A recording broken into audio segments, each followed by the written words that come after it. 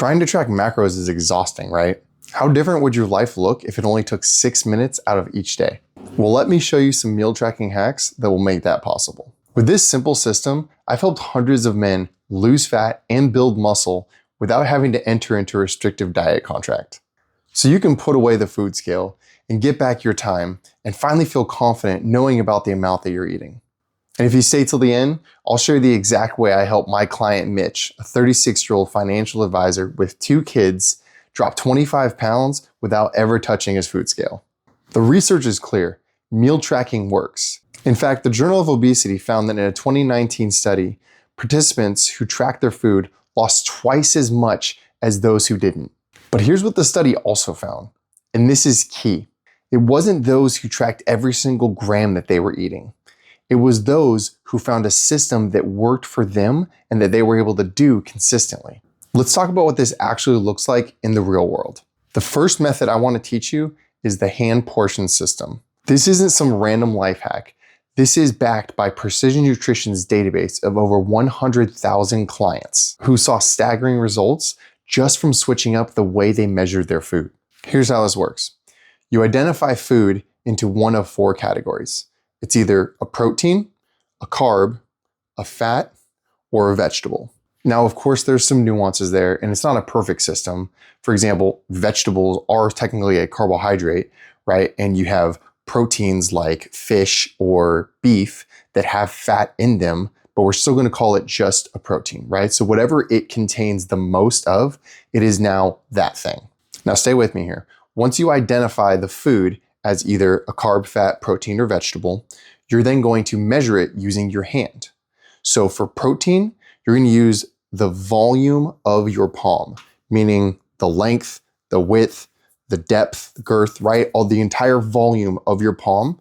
And you want to imagine that that's replaced with whatever the protein is that you're measuring. For example, some chopped up chicken or maybe some fillet of fish, right? So you replace your palm with whatever that protein is, and that will be 1 palm's worth of protein. Next, we have vegetables.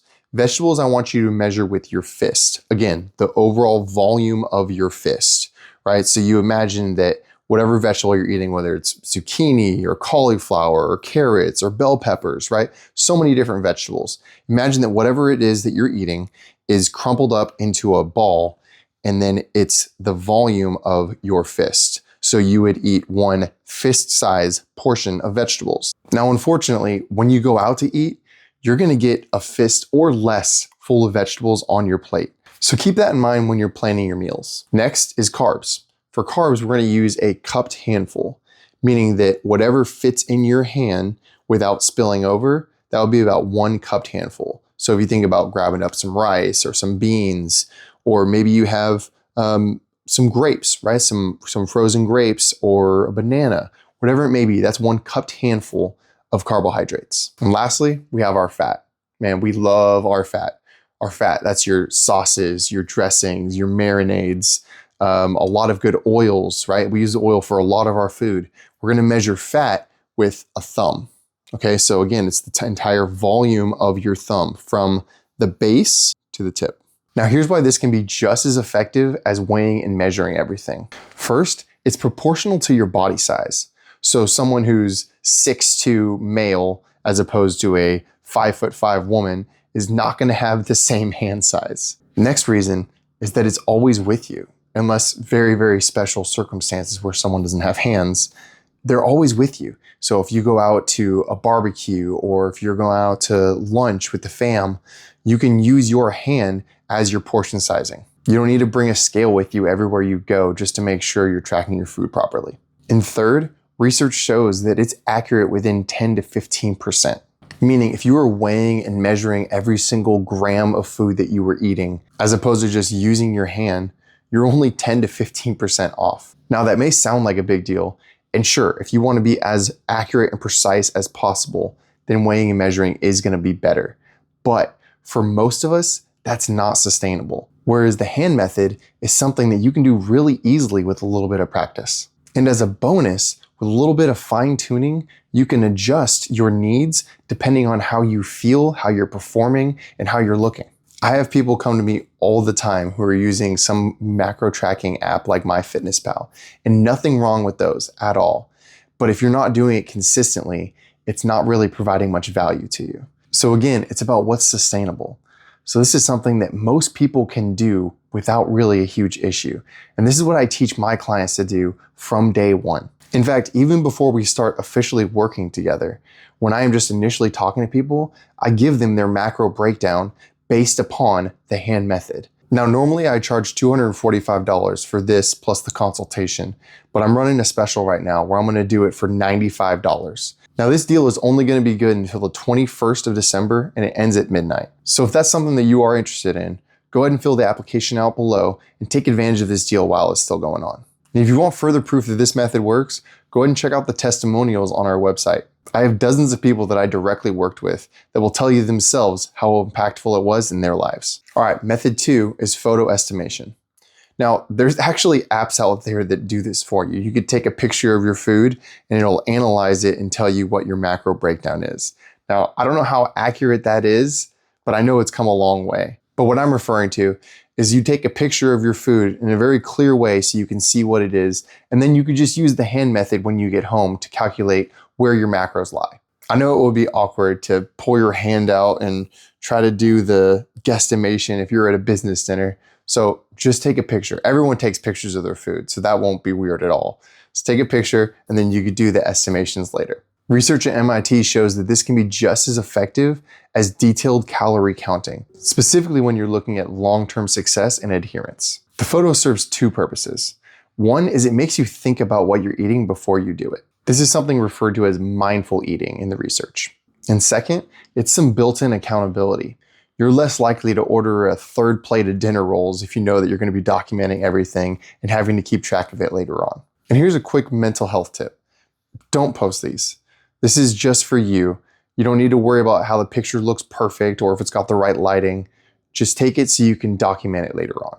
Method number 3 is to pre-log reoccurring meals. If you're like most men I work with, you eat the same breakfast 80% of the time. So don't worry about trying to get the measurements each time. Just pre-log it and make sure that it's the same amount as you always do. This goes true for lunch sometimes as well. How often do you use dinner the previous night for lunch that next day? Just get the same portion and then you've already logged that before, so you don't have to worry about redoing it. This works for the hand method, or if you prefer the macro tracking app, it works great for that too. Set up a template for that whole meal, and then the only thing you're changing is the slight amount differences. Much faster than trying to log everything each time. This will cut your time down from 10 to 15 minutes all the way to like 2 to 3. And if you're like me and you want research to back up when someone makes a claim, I got you covered. A study in 2020 from the Journal of Medical Internet Research found that people who use meal templates had an 85% higher adherence rate than those who logged everything from scratch daily. This means that they were 85% more likely to stick with tracking, which we found out from our other point that that's what makes the difference is continuously doing it. They were 85% more likely to stick with it if they use the templates. Our final method are for those of you who are just starting out. Method number 4 is to just track one meal a day. If this sounds too easy, just hear me out. Let's just start with dinner.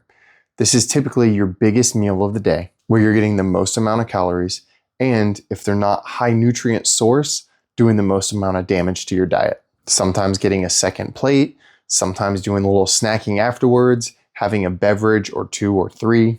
Just tracking dinner is gonna be a great starting point. And you can play with the different methods of tracking.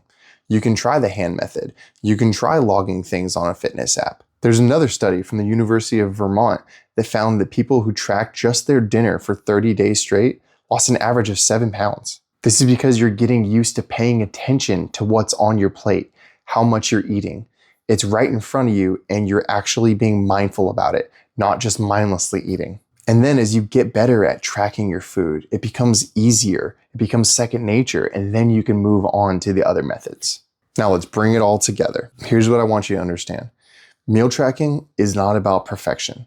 It's about bringing awareness to what you're doing, being mindful. These methods work because they're for the busy parent. You have a unique life and real responsibilities in the daily. So you need something that's gonna be quick and not take a lot of mental energy. Now remember Mitch, the client I mentioned at the beginning? Well, we started with just tracking dinner. He used the hand portion, specifically looking at getting enough protein and enough vegetables. Once we built some awareness in him, I asked him to use the template system for his breakfast and then eventually his lunch. We used the hand method the whole time through. And at first, yes, it was taking him about 10, 12 minutes. But after a month of just doing that consistently, it takes him no more than 6 minutes a day to track all his food, sometimes less if he uses the same thing for lunch and dinner.